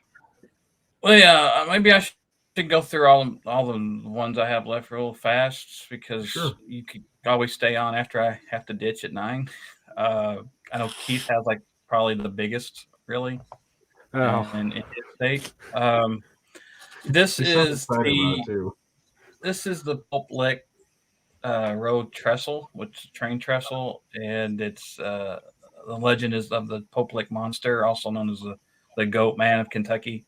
And there's all kinds of different legends. Hold on, I got a picture. Send the picture over. Is a man. It's like a half man, half goat that lures people onto the trestle, either hypnotically or by pretending to be the voice of a child. So people think that they're trying to rescue someone, and the train comes along and kills people. And there's been a lot of young people who've been killed and hit by trains on that trestle. And a lot of people attribute it to this legend and people up there when they're not supposed to be up there, because it is still active. Train still. Have you been up there? I've driven by it. I've never gotten out or anything like that. I've never been up there. I've been on the bottom ground looking up at it. I feel like that's some bullshit someone would like dare you to run across to get to the other side before a train comes. Fuck that shit. Can you say Stand By Me? I mean, yeah, anybody saying Stand By Me knows what that's. Yeah, that's one. There's another one called the Hot Rod Haven, which is near my neighborhood, which was the same old thing. Kids were driving down this windy, curvy, hilly road in the 50s and crashed, and you could see the girl's ghost there. And a kid I knew got really scared one night telling me the story about it, because he got pale, like he was terrified. He didn't want to tell him the story. But another part of the legend, which I've never read online, no one's ever talked about it, is that a car will come up behind you and follow you, and if you don't like outrun it or whatever, the road never ends or something. And he said the headlights came up behind him, and he was really nervous, genuinely nervous and white. He didn't want to talk about it. But I'm kind of going through these real quick. I think I should probably get to the ones that are more personal. Yeah. The one with the clown. Yeah, let me get to that. Creepy ass. Did you draw that? Yeah, that's one of my pieces from my Monsters and Madmen thing book, where I was like doing my own versions of urban legends and monsters and things. I remember this in like 80, 81. My mom, overhearing my mom talking to a neighbor about a man driving around our area in Louisville in an ice cream truck, naked and wearing clown makeup. And they were saying that he was kidnapping children. Right now, I talked to my mom about it, and she's out of that. But I was like super protective back then, and she's always attributed to when this was all going on in 1980, 81. It was when Adam Walsh was kidnapped in Florida. The guy from, you know, Unsolved Mysteries or whatever it was. Yeah. Or was it? No, it was the other one. America's Most Wanted. Yeah. So, you know, the story was Adam Walsh. He was actually like maybe a year older than me. He was in a mall in Florida, and someone kidnapped him. John, his dad, thinks that it was Otis Toole, who was, you know, teamed up with Henry Lee Lucas, and you see Tom Toles play him in Henry. But 2 weeks later, Adam's head was found. He'd been decapitated, or his head had been cut off, and so my mom was terrified of this. Like, this scared everybody. But it was also around the time that, you know, John Wayne Gacy was arrested and, you know, convicted and everything. You're like right maybe a year after before that. And of course the Satanic Panic thing. So there was a lot of stuff about kidnapped children, Satanists, killers, like a lot of serial killers. Man. I mean, you're talking about Son of Sam and Ted Bundy and Tom Wayne Gacy and Richard Ramirez. All that shit was going on at that time when I was 5, 6 years old. Thanks, Exorcist. Yeah. So anyway, I tried to look up this. I did this drawing just as kind of a, hey, I remember this kind of thing. But what was really weird was I asked my mom. She said she didn't know. I couldn't find anything about it. There are a lot of stories about guys driving around in ice cream trucks who were up to no good, real crimes, real arrests and things. But nothing like that in our area. But I was at a convention and I had that piece hanging up at my booth for sale. And a girl who was representing another show was there. I actually graduated with her. So she grew up in my neighborhood, same age. And she saw the picture and she said, I don't like that. Now, she didn't know what it was. She just said, I don't like that. And I said, let me ask you a question. So I pitched this thing. I said, do you remember this at all from when we were little? And she turned white as a ghost and goes, oh my God, I remember that. And the hairs were standing up on her arms and things. So I don't know if it was just urban myth. You know, maybe it was something going around. There's no record of it. All the parents got together and was like, let's scare the shit out of our children not to go near anybody. I'm asking for ice cream, goddammit. Yeah. We're broke. But yeah, the last thing I wanted to get to before I had to go is the house that I lived in growing up. Not growing up, but from the time I was 11 to pretty much my middle school through high school years. Listen. Yeah, that's me and my grandma. And that was like a little shit right there, just so you know. A little shit. Yeah, you look like a shit disturber. Look at that face you're making. Like, I'm up to no good. That's what it looks like. Yeah. So anyway, we lived there for like 8 or 9 years. And yeah, they were on Halloween. Me and my buddies up on my friend there in the middle on the porch is important to this story. And my sister, that's her with the scarecrow we made. So we lived there for about 8 or 9 years, and there were some things that happened there that I never thought were paranormal, but they were weird. And so about 2 years after we moved out, my mom ran into our neighbor, and she said, I got a weird question for you. And said, yeah, was your house haunted? So my mom's like, what? Why would you ask me that? He said, well, the guy that lives there now says that every night at 3:00 a.m., someone calls out his name. So he was asking us if you all had any experiences. And my mom said, well, no. So my mom tells me about this, and I started thinking about it. And so I was talking to my buddy Chris, the one on the porch there in the middle. And he was pretty much my best friend back then. And he would stay at our house every once in a while. spend the night. We'd hang out, watch movies, or whatever, and he would sleep on the couch in the living room. I would go in my bedroom because it was a small house, as you can see. There wasn't a lot of room. So um, he told me when I told him about this, he said, "I never told you this, Nate, because I didn't want to scare you, but your house was fucking haunted." and, and I said, "What?" He says, "Well, I was always in tune with this stuff, and I always had weird feelings about your house. But the last day I stayed there," he goes, "I used to sleep facing the television. But this night I slept facing the hallway. And when I did, I woke up in the middle of the night. Something woke me up, and I saw a glowing figure walking down your hallway." And he said, I, I got all the blankets folded, and I sat there and waited for you to get up. And as soon as you got up, I left. I went home, and I never stayed at your house again. And that made me start thinking about things over the years. There was an incident where we used to go see my great grandfather in the country sometimes or occasionally, and we'd spend the night there. So there was a weekend where we stayed with him in the country. And when I came back home, the kids down the street who are my friends said, "Hey, were you all home last night?" I said, "No, we were in the country." And he said, "Well, we came down and knocked on your door because we saw one of your cars. We thought maybe you might be home." And no one answered. And as we were walking back to the house, I looked back and somebody was looking out your window. The curtains had been drawn aside and somebody was looking out at them. And I said, no one was home. And so I just thought, well, they're fucking with me, you kids. Then there was one incident that made me think of what my friend said, which was I was staying up late one night in the living room watching TV. Lights were out, and my mom always wore a white nightgown, like a satin nightgown. And I saw something white go through the hallway towards the kitchen out of my peripheral. And I just thought it was her getting up to get a drink or whatever. So I go in there, I go check, and she's not in there. So I never thought of anything. But when he told me he saw a figure in the hallway, I said, wait a minute, maybe it was something. There would be no reason for something white going through my hallway at that time. But the real big, cool, fun story is my sister would often get nightmares, and she would go into my parents' bedroom and sleep on the floor next to my mom's bed.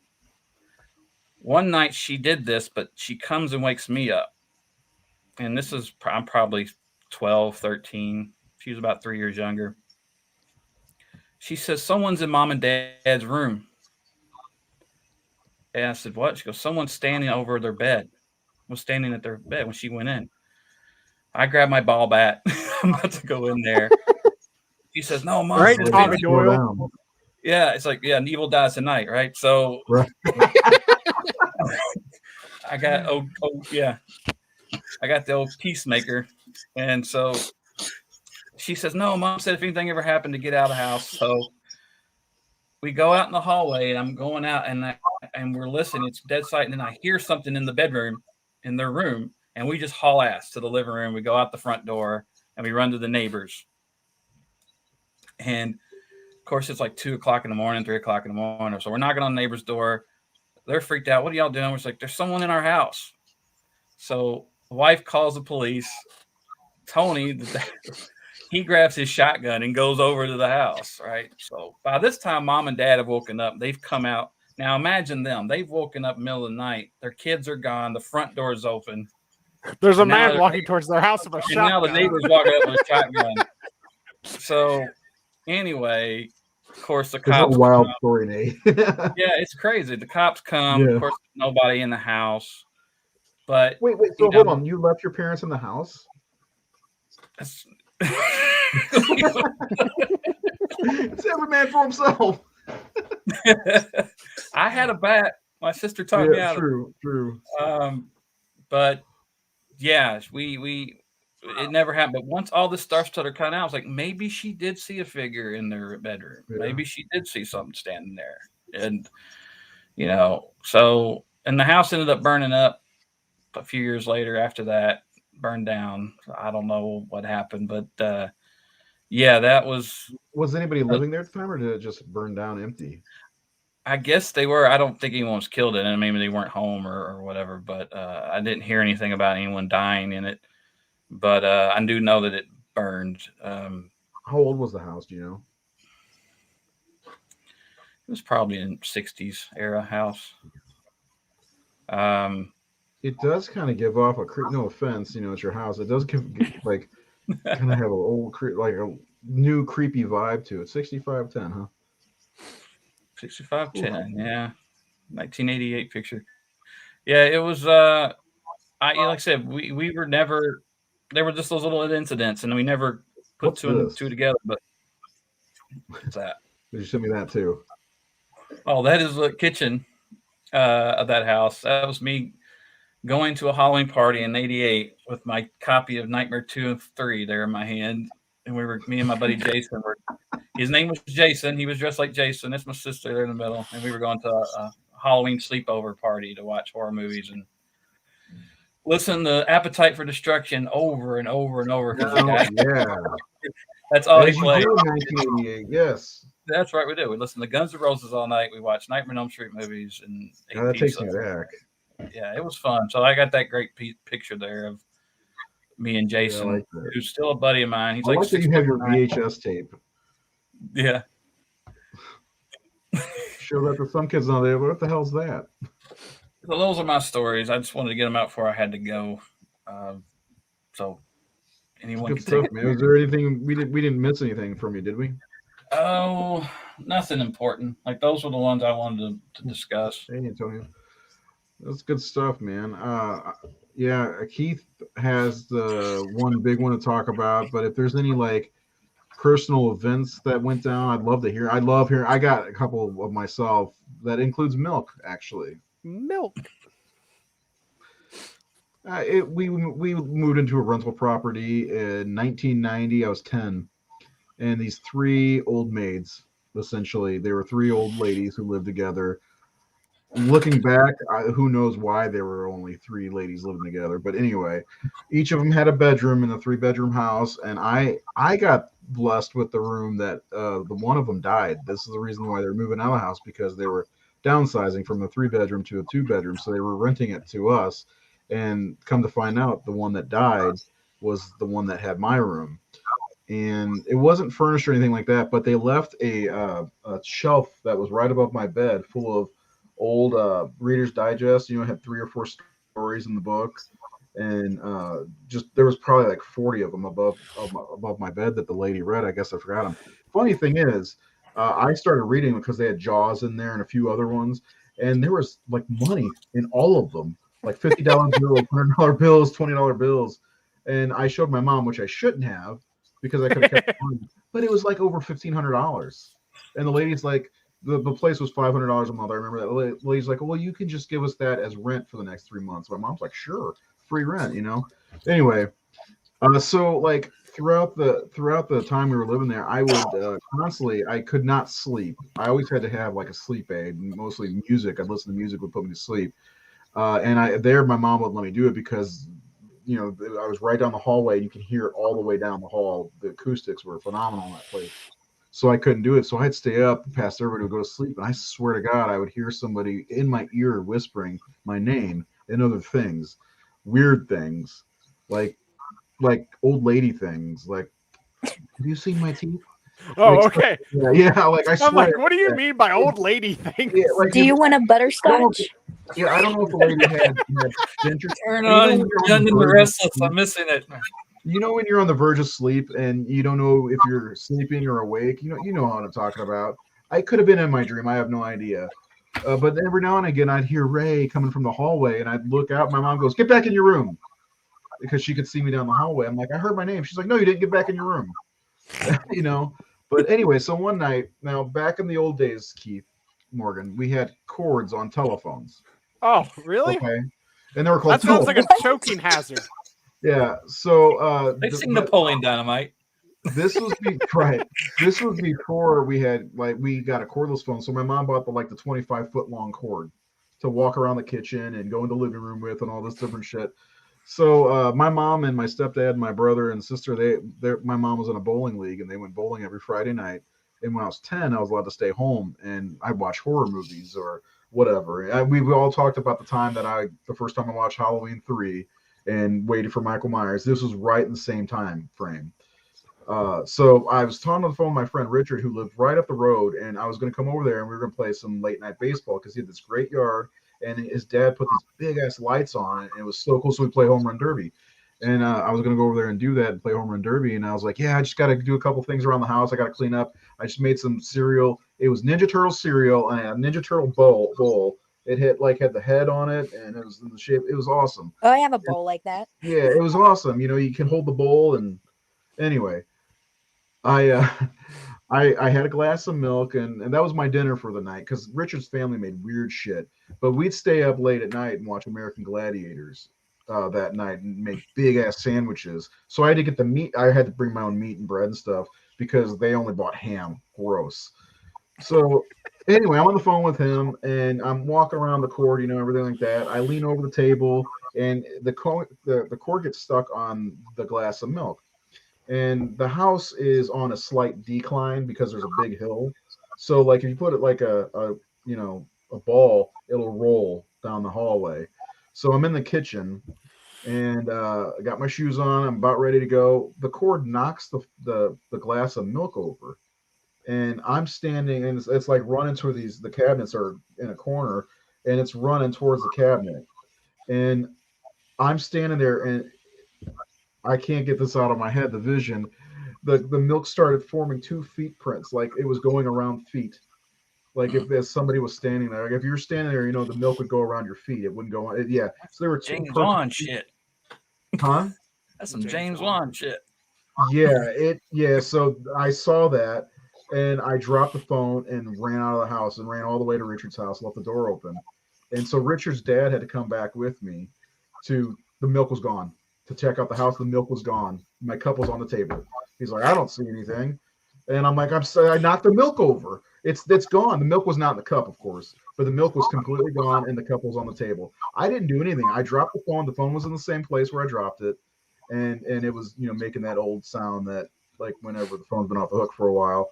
But the milk was gone, and the damn cup was on the fucking table.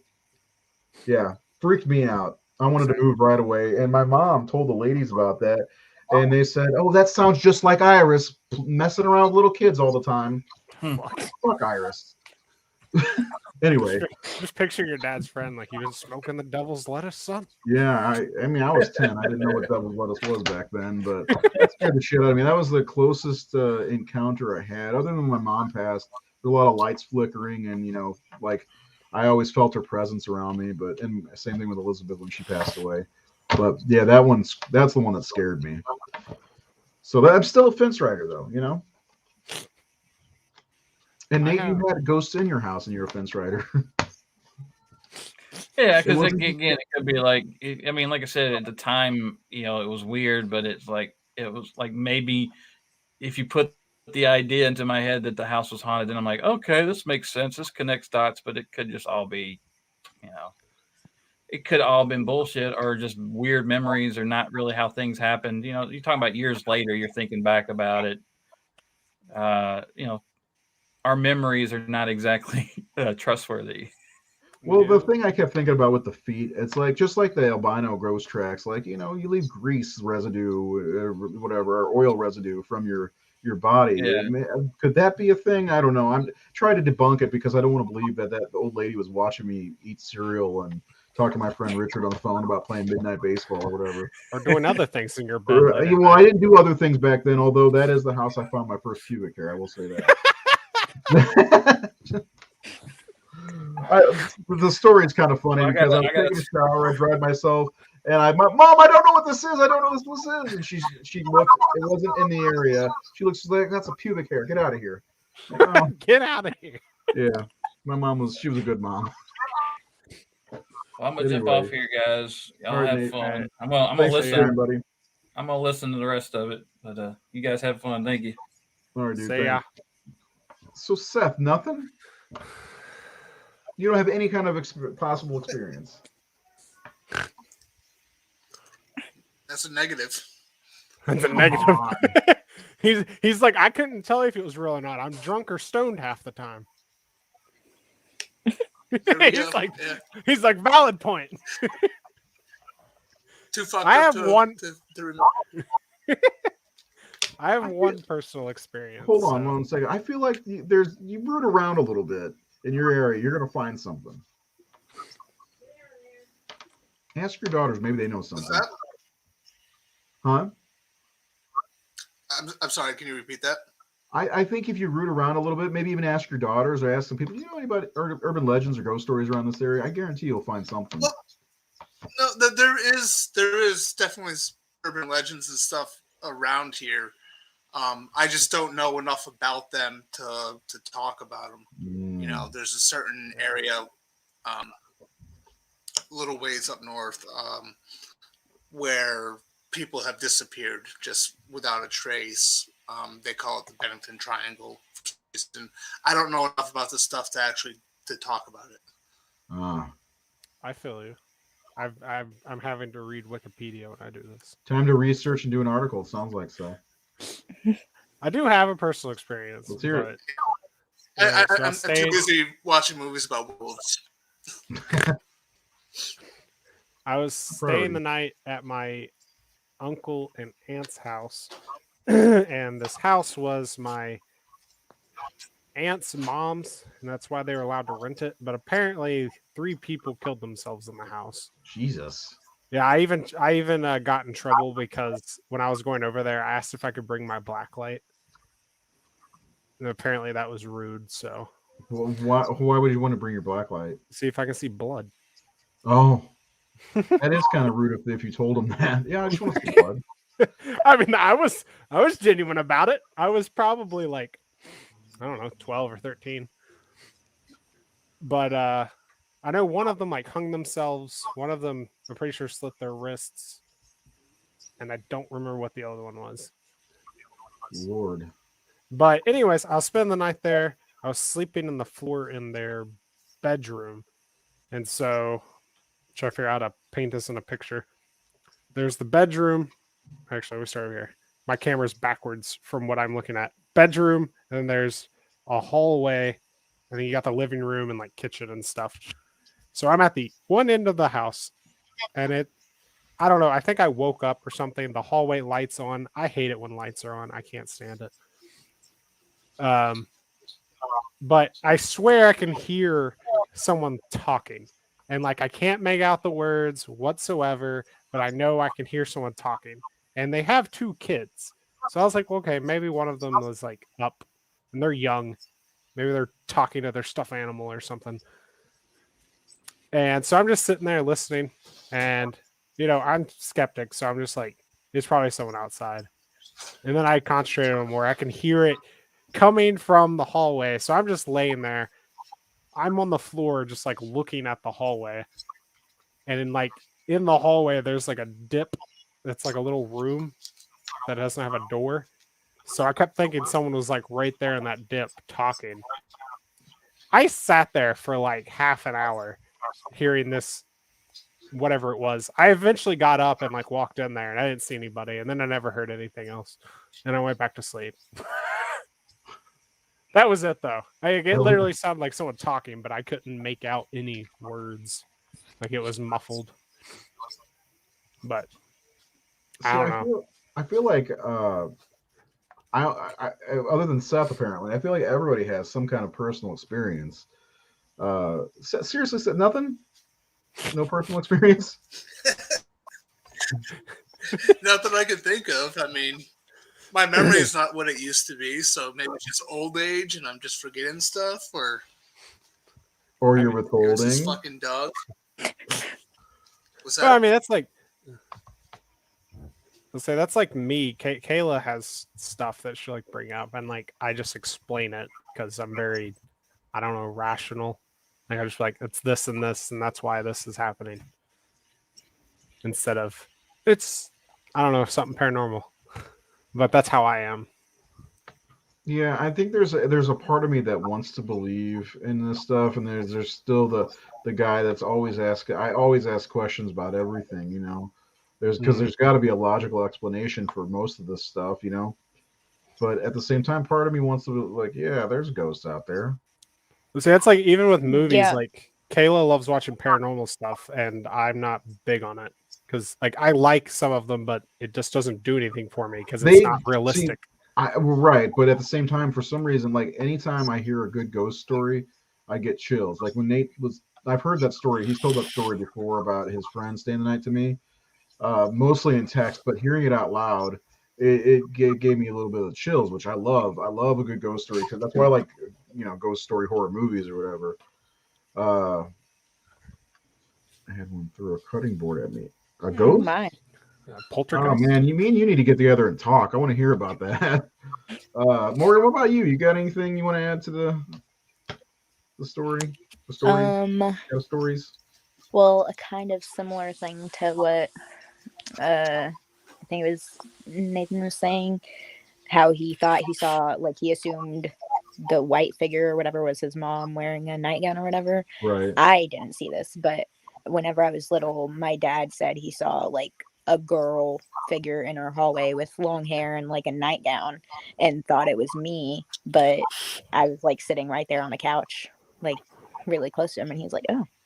But yeah, I haven't really experienced anything in my house. For some reason, I find that hard to but believe. there's vibes, creepy vibes, Vibes. Well, I mean, not when super you look in the scary. mirror, Like that I don't happens. feel like I'm Come in on. danger, but and sometimes the dogs are like staring at stuff that's not there. Oh, my So- cats do that. Cats are weird about that. My cat Georgia will sit in the hallway and just stare at the wall for like 2 hours. I'm just like, okay. Or she'll be like sitting in front of you and she'll be staring over your shoulder. Early in my my relationship with Elizabeth, she had this cat. His name was Gigantor, and just so you know, she was the best at naming pets. They were always weird.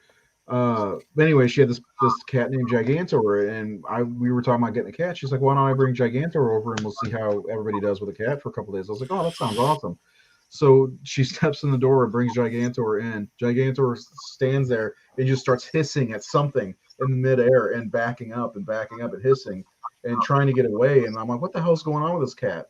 And they say that the Egyptian culture, the cats are the guardians of the underworld or whatever. So who knows? There might be something there. But that was an apartment building they lived in Belleville that had been there since I think the 60s or 50s. So who knows what happened there? But Gigantor really freaked out. A cat freaking out at nothing, like midair. There was nothing there. Literally nothing there. Have you guys ever heard of Resurrection Mary? Mm-mm. Well, it's an Illinois thing, so never mind that. It's near Chicago. There was this girl back in the 1930s she was supposed to be picked up, and she got picked up by somebody going to this dance hall, and I believe there was a car accident and she died, and there's a cemetery right by on the way, and supposedly cab drivers will see her out and pick her up in their cab, and they'll start driving her. She's a woman in white. You've heard of the woman in white stuff. I know you have. Supernatural. Yes. But they pick her up, and they'd have a conversation with her. She'd be sitting in the back seat, and then they'd turn around because she didn't answer and she's not there anymore. And there's a bunch of cabbies who said that this has happened to them, and this is in Chicago near Resurrection. So they call her Resurrection Mary because of Resurrection Cemetery. And her gravestone apparently is in there too. That's a good one. There's a lot of good books. Like Nate mentioned one, like I think it was like Haunted Kentucky or something like that, or Weird Kentucky. We have a lot of those too. That there's some ghost stories in there that are pretty good. Like we live by Alton, Illinois, which the McPike Mansion's out there, which is supposedly really haunted. It's a rundown old mansion. There's a place in Clinton County called the Silent Forest where they put a winery now that supposedly was a gateway to hell. A girlfriend of mine went out there, and there was 2 red lights in the middle of the forest, and now there's a winery out there where those red lights were. There's a place called Rhoda's Grave out near Trenton where I used to live, and it was a witch's house, and it was a broken down old house. And one of my friends, we got on the second floor, and one of my friends fell straight through the floor to the next floor down. And then her grave is right outside the house, and it's just a stone like about this big, and it's immovable. You can't pick it up. It's insane. It's like it's really heavy, I'm sure, but like like we all get around it and try. We can get our fingers on it, but we can't lift it. It's so weird, and then you feel like your body's paralyzed while you're trying to do it. Like you can't even move. So yeah, there's a lot. I mean, I think everywhere's got urban legends. I know there's more in Belleville than just what I said. So not personal experience, but just creepy. Where I used to live in the middle of nowhere, our like driveway to get to our house was like a big long like mud road, pretty much, and it's my great grandfather's property. It used to be a big like farm, but the road keeps going way out into the woods, and people used to live out that road like back in like the 20s, and there was no trash routes, so everybody like there was a big trash pile they would do, and they'd burn everything. So we'd find like old bottles and stuff out there. I have a bunch of them still, like old aspirin bottles and old medicine bottles, all that stuff. And but out there, if you went out far enough, there was an old like 2-story house and an old barn and an old well and like an old greenhouse. And like when I was a kid, like you could literally go in the old 2-story house. Like it was decrepit and stuff, and the barn was decrepit. The well always had water in it, but there was like a big car hood on top of it, and the greenhouse was falling down. But by the time I got to high school, the 2-story house was like collapsed. But if you went out farther where people used to live out there, there was like a shack style thing, and it's an old schoolhouse. I only got to go in it once, and it still had chairs and it had like a chalkboard on the wall. It wasn't very big. It had like, I don't know, like 8 or 10 seats on it. Yeah, so there's all kinds of. I think just about everywhere's got. I'm curious. I mean, I can't do it, but I guess I could. But I'm curious what would be in your area, or even Morgan, if there's anything more than just the Smiley Grave. Yeah, there is in like the Dallas area. So kind of like the you're talking about the Resurrection Mary thing. I feel like that's kind of one of those legends that's a lot of places too, like the tracks. Yeah. Ours is called the Lady of the Lake. And so it's basically just the same thing, but the story with her is that she like something about a dance like prom or homecoming or something. I don't remember the details, but then I think she supposedly killed herself like by jumping into the lake or whatever.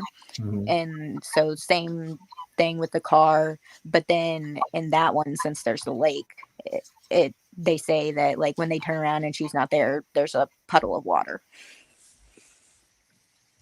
That is kind of creepy. Yeah. And there's a place in Dallas called Flagpole Hill, literally a little hill with like big flagpole on it and a road by it. And supposedly if you drive up that road, then at some point, like you'll start getting rocks thrown at your car by like a ghost. And it's one of those roads that you can't like back out of. So to get out of it, you just have to keep going straight, you know? So. Some crazy shit out there. I'd love to hear anybody else's stories who's watching this. I think we're gonna go ahead and close it up for the night, unless anybody has anything else. I know you were gonna mention the Mothman, but maybe we'll talk about more like what do they call those? Cryptozoology, cryptids. We'll talk about cryptids sometime on the show because I think that'd be a fun episode just to get into the cryptids in general. Because I know the Mothman's out by you. Brian's talked about the Jersey Devil a few times. There's a bunch of them throughout America. There's a movie. An India horror movie called Cryptids that's supposed to be coming out soon. Yeah, I've got Mothman and the Flatwoods Monster. Yeah, I do have one that I sent you pictures of that's not a monster, which is the Dingus Tunnel. Oh yeah, you want to go over that and then we'll wrap it up after that? Yeah, I can. What a name! I've actually Dingus. been to this. That's like a name to make fun of with somebody. Hey, what's up, Dingus? Well, it's actually a county or a Dingus town. County. Yeah, something like that. Dingus. Yeah, this place. I've actually been to this a couple times. Have you? This tunnel looks really is long. How long is it? It's a mile long. Holy shit! Fuck that. Yeah, it sucks. No, thank you. There's a light, so it's only one way. You have to wait until all the cars come out, and then you can go down it. But it was originally a railroad tunnel. That makes sense. see. It was built in 1892. But the legend is, let's see. Legend has it that residents of Dingus who didn't take kindly to outsiders used to hide in the hills just outside the tunnel and shoot any dark-skinned passengers aboard the train. According to internet reports, no records were kept, but it's estimated that hundreds of Black and Chinese workers died. In addition to murders, workers also died during construction, and at least 2 trains collided on the track there, causing more deaths. Tunnel has the reputation of being haunted by souls that perish there. Visitors have reported hearing organ music, hearing a voice say hi. Ooh, one person even claims to have gotten a picture of a little girl standing in the tunnel. It became inactive in 1913. And then, you know, now it's a big ass tunnel. You can go on YouTube and watch someone drive through the whole thing. oh, that'd be cool. I'd like to watch that. I'm pretty sure it used to not have lights. Hold on, I guess we can probably show that on here. You probably could. It's gone through a bunch of renovations. It used to be very rocky and literally just looked like someone dug a hole in the side of a mountain. But then it got bricks, and then eventually it got lights, and now it's got like cool siding and brickwork and lights. But I went through it once when it didn't have lights. It is so dark in there. Yeah, I'd imagine, especially being a mile long. Yeah, you can get in so far, you could turn off your lights and you can like barely see the other end of it. But now it's got lights going all the way down it, so you can't really do that anymore. As a kid, I always thought it was the tunnel from Roger Rabbit. Okay. I don't know why. I got the video. I'm gonna pull somebody getting ready to drive through it. It's probably too long, but I'll have it playing while we're talking. Okay. Let's see. I got to share screen. It does seem creepy. That's something I want to do, is do an actual video on the Seven Gates of Hell at some point, because I do know a lot about it. I've done a lot of research on it. Let's see if I can make that bigger. Actually, let me view that in YouTube, not on this page. Let me shut this down because this is some West Virginia bullshit. Yeah. Nobody likes West Virginia. That's where the wrong turn people live. I live here and I don't even like it. I said the wrong turn people. Ho ho ho ho ho. Ho ho. Ho ho. Right. Where's my royalty They're going check? through it already. Make that bigger. Oh, nighttime. Jesus. No, they start at daytime. So here. Yeah. Okay. Yeah. This is them in the tunnel. Stupid. Yeah. This is before the lights. So this is how because it looks like it's just utter darkness in there. Yeah. Is that narrow? Oh, yeah. But yeah, imagine trying to drive that narrow for a mile. Like I said, with no lights, it was worse. Now it's got lights going all the way down it. I think I sent you pictures of it with lights in it, I think. Yeah. That's one of the pictures I have. I don't know if I can pull it up with this video playing. Yeah, there it is. Yeah, see, now it's all got brickwork and stuff. Yeah, it looks nice now. Yeah, it used to be super jagged rock. Did they fix the road too? I think they paved it again. Yeah, because the person in the video said it was really bumpy. How far away from you is this? That's West Virginia roads, period. No. Our roads are shit. I don't think it's super close. I've only been through it a couple times. I could Google Maps it. Dingus tunnel. I don't have nightmares. Watch a good horror movie. They won't give you nightmares. Is it the Breeden Tunnel? That is not it. I mean, nothing's more exciting than watching somebody go through a tunnel, right? Yeah, Dingus is like 2 hours away from me, so. Damn, this goes on forever. Well, I mean, it's a mile, and you can't go very fast. Yeah, it's a 4-minute video, and he's not getting any closer. I wonder if there's gonna be like a weird jump scare at the end. You know, like you ever see those videos where nothing's really happened, and all of a sudden there's a jump scare. The big one that was when I was a kid was the video of like the car driving in the countryside. Yeah. And then a face popped up on the screen. Yeah. Yeah, that's pretty cool. And then goes out into the trees. Fantastic. Yep. Trees everywhere. Yeah, that's a no for me. Yeah, like it was a lot worse when it didn't have lights. Not bad. I mean, looking at that video, I mean, other than if I was driving, it'd probably be a little bit more fun than watching somebody on YouTube do the video. But fun show tonight. I appreciate everybody coming out. Next week, we're going to get back to movies. We are going to talk about weird movies, weird, fun 80s silly movies. And we've picked a few, like Nate picked Haunted Honeymoon. I think Jared's going to pick Once Bitten. I've never seen this one, but I know it's on. You can get it for cheap. What is it called? Sundown. Yeah, it's Sundown Vampires in Retreat. It's so fun. Yeah, Bruce Campbell right there. Is it you got from Bruce- the 80s or is it the 90s? It's 1989. Ooh, you got lucky. Yep, I did because I couldn't figure out anything. Yeah, and then Seth, we're gonna give you a Fright Night 2 because upon further review, that movie is ridiculous compared to the original movie. So, and Fright Night 2, it's a lot of fun though. I loved Fright Night 2 when I first saw it. I had to. It's a shame you can't get it on Blu-ray. It's out of print, like really bad. And then when Jared brought it up, but I'm taking it. Transylvania 65000. Yes. Movies growing up. Love that movie. So good. Yeah, it's one that I watched way more than I probably should. But we're going to talk about some silly 80s horror next week. Talk about Fright Night 2. Morgan, you want to come back next week? You got to pick one. If you want to come back, let me know. We'll have you back on for sure. And maybe then, you'll get drawn. Maybe it'll be the picture like I showed Luke of me looking at your boobs. Remember? Quotations. I wasn't. Do I need to pull the picture back up? Also, if anybody has seen this boy, we need to know where he is. Please contact us. Please contact the Horror Syndicate Discourse. This is after he dropped it, right? This is after he dropped his tuna sub at Subway on the way to Horror Hound.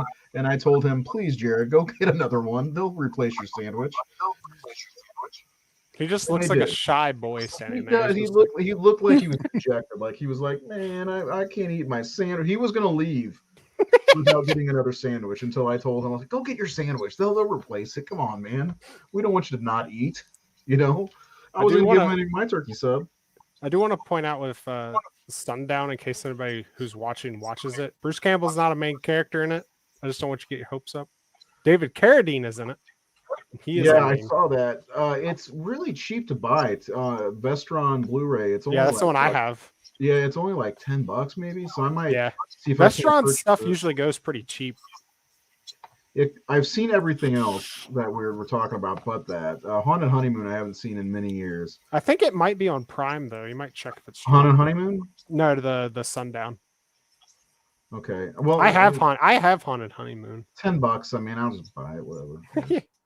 So that's got the collection. I've heard other people talk. Good about it. I'm trying to find that picture of me and Morgan's. I want everybody to. Hey, it bothers me. Huh? Seth's trying to say something. Say something, Seth. Hey, with this silly 80s movie show, does it have to be a movie we like? I prefer that because I'd like to get other people to watch these movies, But what else you thinking? Well, I was gonna say I could name off. I could talk about the Howlin' 3 because that movie's ridiculous. I mean, I don't really like. Okay. Let's I don't want to talk about that. I don't even think about the Howling 3 ever again. Well, that's why I do want to pick it to kind of make you watch it again and to torture you. Okay, I'll let you decide. How about you? How about both? Seth, do you have any Here's that picture of me and Morgan, just so everybody can see. What's going on is we took a Horror Syndicate group photo, which was how many? There was like 8 or 9 of us there, right? I don't know. I was there. Yeah, you were there. You were further That's down. when we met. I believe Jared is standing next to Morgan, and I'm looking at his shorts or something like that. Yeah, I definitely was not looking at her breasts. There was 6 of us. I had to make sure when I put this on Facebook to tell her mom I was not looking at her daughter's chest. Yeah, there were 6. There were 6 of us. My wife took the photo. No, hold on. There was Jared, me, you, Morgan, and then Richard. Wasn't Richard there? Richard? Yeah, you're right.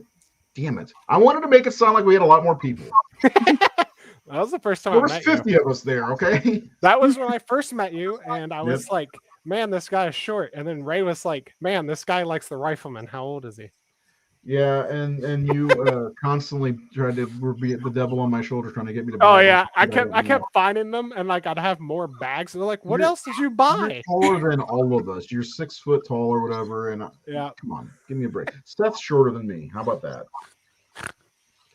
When we get those images that Luke did, I'm gonna make sure you're the shortest one. Anyway, join us next week as we talk about silly, fun 80s movies that you may or may not like. I think it's gonna be a fun show. Seth's got 2 now, Howling 3 and Fright Night 2, and you're doing it. You're doing it. giving You hear me? giving Ray doing it. PTSD. He's hearing Creedence Clearwater in the back of his head. That's what? Oh, is he thinking about American Werewolf in London? No, I said you're giving him PTSD. Okay. It is a joke. Creedence Clearwater Revival. You know, Vietnam, the burnout, PTSD, Vietnam. Never Well, mind. Bad Moon Rising. That's their song. That is one of their songs. That's why I went to American Werewolf in London. Anyway, No, I was making a Vietnam PTSD joke. All right. Fortunate Son. Do that Yes. one. That's that like in That's Forrest what Gump. I was talking about. Okay, yeah. There you go. Anyway, you know where to follow us. You know how to subscribe, I hope. If not, whatever. Have a good night. We'll see you next Tuesday at 6:30 in the Illinois time. In the West Virginia time, it's like 7:30 and whatever. It's 9:30 Anyway, right now. Huh? 9:30 right now. We'll go to sleep. I'll talk to you all next week. Hopefully I'll see Scream by then. Bye.